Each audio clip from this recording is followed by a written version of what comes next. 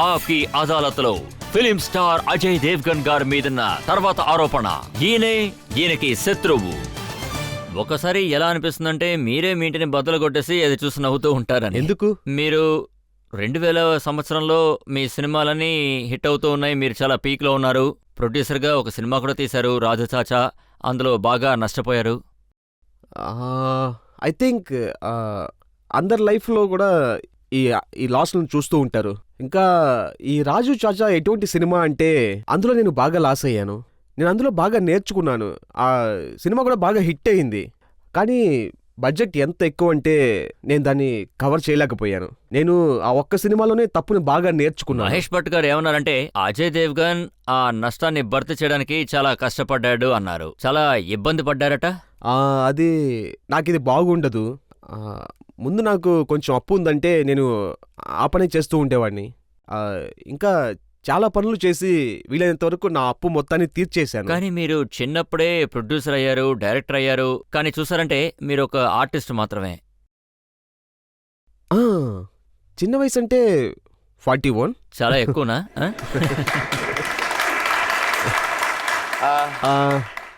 Actually నేను నా లైఫ్లో ఎటువంటి రూల్ ఫాలో చేసిందే లేదు.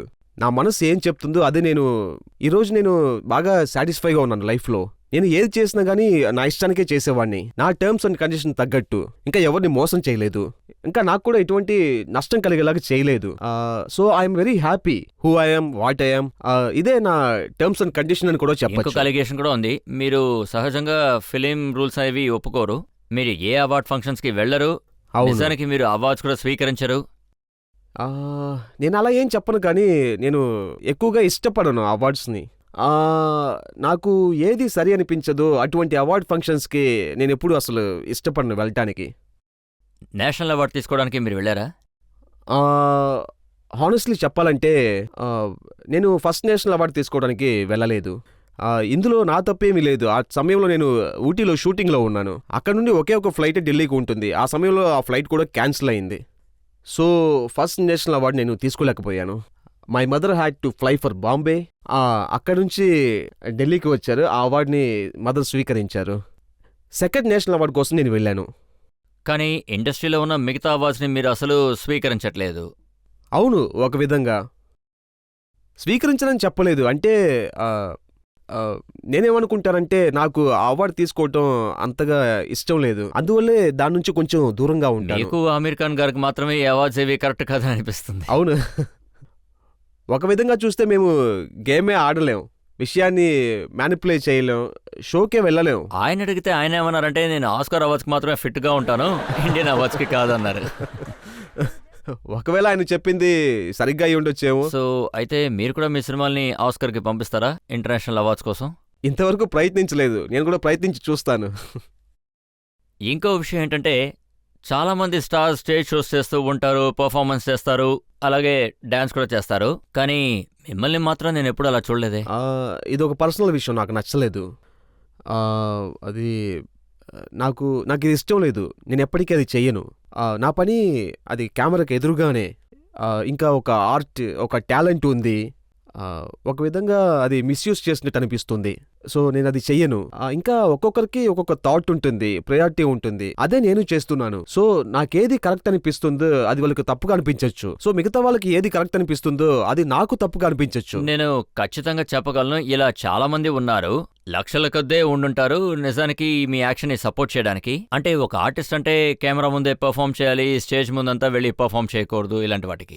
నేను ఒక పాజిటివ్ విషయంగానే చూస్తున్నాను. I think so. అది ఈ పబ్లిక్ స్టేజ్ లో వెళ్ళి ఆడేది, పెళ్లిలో వెళ్ళి ఆడేయటం, అది మన పని కాదనిపిస్తుంది. చూడండి, కొంతమంది యాక్టర్స్ ఉన్నారు, అది మీ ఫ్రెండ్సే కావచ్చు, వాళ్ళు మేము ఎక్కడికైనా వెళ్తాం, డాన్స్ చేస్తాం, మీకేంటి అని అడుగుతారు. అవునా? నేనేమనుకుంటున్నానంటే చూడండి, అది వాళ్ళు తనకు నచ్చినట్లుగానే వాళ్ళు ఒక ఇమేజ్ క్రియేట్ చేస్తున్నారు. ఇది మీరు నన్ను తిట్టక ముందే నన్ను నేనుగా తిట్టుకుంటే అది మంచిదే కదా. సో వాళ్ళు ఒక అడ్డుగోడని కట్టేశారు. వాళ్ళకి ఇది అనిపించవచ్చు, వాళ్ళకి కరెక్ట్ అనిపించవచ్చు, but I don't agree that. చూడండి, మీ ఫస్ట్ డైరెక్టర్ కుక్కు, అవును, ఆయన ఏమన్నారంటే అజయ్ దేవ్గన్ కంట్లో ఒక హిప్నోసిస్ ఉంటుంది అన్నారు.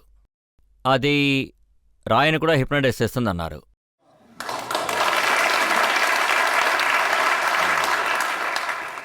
ఐ థింక్ ఇది ఒక అందమైన కాంప్లిమెంట్. దీనికి నేను ఎప్పుడు ఒక కృతజ్ఞతనే ఉంటాను. ఫూల్ ఔర్ కాటే అక్కడి నుంచే నా లైఫ్ మొదలైంది. ఆ సినిమా నుంచే మొదలుపెట్టాను. ఆయన నాకు బ్రేక్ ఇచ్చారు. ఆ తర్వాత ఆయన ముఖ్యంగా మీ కళ్ళ గురించి ఏమన్నారంటే, మీరు వర్క్ చేసిన హీరోయిన్స్ అందరినీ కూడా మీ కళ్ళు హిప్నటైజ్ చేశాయి అంటున్నారు. దీనికేమంటారు?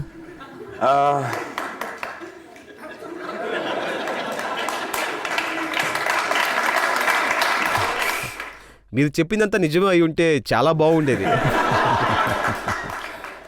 బట్ నాకు యూస్ చేయటం తెలియలేదు. ఈ తర్వాత నేను యూస్ చేసి చూస్తాను. నా దగ్గర కొన్ని న్యూస్ పేపర్ క్లిప్పింగ్స్ ఉన్నాయి. కంగనా రనౌత్ ఆవిడ ఏమన్నారంటే, అజయ్ మీద నాకు ఒక మంచి ఇంప్రెషన్ ఉంది, అజయ్తోనే నేను మ్యాక్సిమం ఫిల్మ్స్ చేయాలనుకుంటున్నాను అన్నారు ఆవిడ. ఐ థింక్ అదే మా ఫస్ట్ సినిమా, మేమిద్దరం కలిసి చేసిన cinema. That's a very big compliment. ఇక రెండో హెడ్లైన్స్, బిపాషా అజయ్ దేవ్గన్ని చూసి ఇంప్రెస్ అయ్యారు. సరే ఇవన్నీ ఊరికే హెడ్లైన్స్, దీన్ని పెట్టుకొని. మూడో హెడ్లైన్స్, అజయ్ దేవ్గన్ గారితో నా కెమిస్ట్రీ చాలా బాగా వర్కౌట్ అయింది, Kareena Kapoor.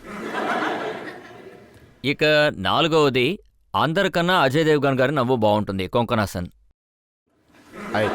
I think compliments అంటే అందరికీ నచ్చుతాయి. Thank you. దీనికి కూడా మీరు థ్యాంక్ యూ చెప్పాలనుకుంటాను. అందరికన్నా నాటిగా ఉండేది అజయ్ దేవ్గన్ గారు, అసిన్. చూడండి, కొన్ని చిలిపి పనులు చేయాల్సి ఉంటుంది. అవి లేకపోతే ఫిల్మ్ షూటింగ్ వెళ్తుంది, 70-80 రోజులు జరుగుతాయి, 100-200 మందితో పని చేయాలి, అది కూడా మన ఫ్యామిలీ లేకుండా. ఒకవేళ మనం కంటిన్యూగా పని చేస్తూ ఉంటే ఎటువంటి ఫన్ను లేకుండా, అప్పుడు ఎటువంటి ర్యాపో ఉండదు. మనం ఏ ఫన్ను లేకుండా ఉంటే ఐ థింక్ బాగుండదు. మన మధ్య ఒక బాండింగ్ ఉంటుంది ఫ్యామిలీ లాగా. ఆ తర్వాత 70-80 డేస్ వెళ్ళేదే తెలియదు మనకి. నేనేం విన్నానంటే, మీరు ఒక షూటింగ్ అప్పుడు మీరు కరీనా కపూర్ దగ్గర తన రూమ్లో ఒక ఆత్మ తిరుగుతుందని చెప్పారట. ఎగ్జాక్ట్గా అలా లేదు, కానీ యూనిట్లో అలాంటివన్నీ చేస్తూ ఉంటారు కదా. ఒకరినొకరు భయపెడుతూ ఉంటారు, ఇంకొకరితో ఆటలాడుతూ ఉంటారు, బయటికి ఎక్కడికో వెళ్తూ ఉంటాం. మా పని అలాంటిదే. ఇంకా మేము చాలా లక్కీ, కొత్త కొత్త ప్రదేశాలకు వెళ్తూ ఉంటాం, ప్రపంచాన్ని చూస్తాం, ఇంకా కొత్త కొత్త కథల్ని రాస్తూ ఉంటారు. నేను ఆ హీరోయిన్స్ ని అర్థం చేసుకున్నాను, అలాగే వాళ్ళ కమెంట్స్ కూడా అర్థం చేసుకున్నాను. కజల్తో పనిచేసేటప్పుడు ఆవిడ కూడా మీరు భయపెట్టారట? లేదు, ఖచ్చితంగా లేదు, దెబ్బలే పడతాయి. సార్, నేను ఏం అడగాలనుకుంటున్నానంటే, మీ జీవితంలో కాజల్ మ్యామ్ మీకు ఎంత సపోర్టివ్గా ఉండేవారు? చూడండి, చాలా ముఖ్యమైన విషయం నేను చెప్తున్నాను. ఒక మనిషి పని చేసినా కానీ, అతనికి ఫ్యామిలీ లైఫ్ ఉన్నా కానీ, వాడు సంతోషంగా ఉంటేనే వాడు చేసే పని వాడు కాన్సన్ట్రేషన్ చేయగలడు. వాడి ఇంట్లో సంతోషంగా ఉండాలి, ఎటువంటి వరీ అవ్వకూడదు. ఈ ఫుల్ క్రెడిట్ నేను కాజల్కే ఇవ్వాలి. ఇంకా నేను చాలా లక్కీ, ఎందుకంటే కాజల్ లాంటి ఒక భార్య దొరికినందుకు. ఇంకా తను కూడా ఇదే బిలీవ్ చేస్తారు.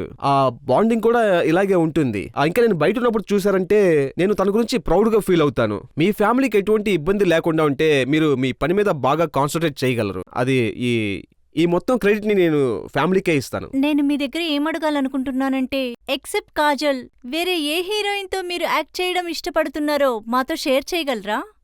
ఈయన చెప్పిన యాక్టర్స్ మొత్తంతో పనిచేయడానికి సిద్ధంగా ఉన్నారు.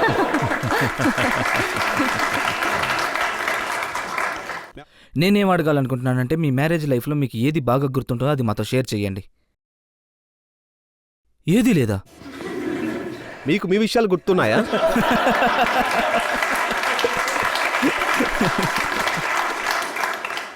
మీరు ఏమన్నారంటే, మీ కంట్లోని హిప్నోటిస్ శక్తిని మీరు యూస్ చేస్తానని చెప్పారు. మీరు ఆ హిప్నోటిజంని యూస్ చేసే కాజల్ గారు మనసుని గెలుచుకున్నారా?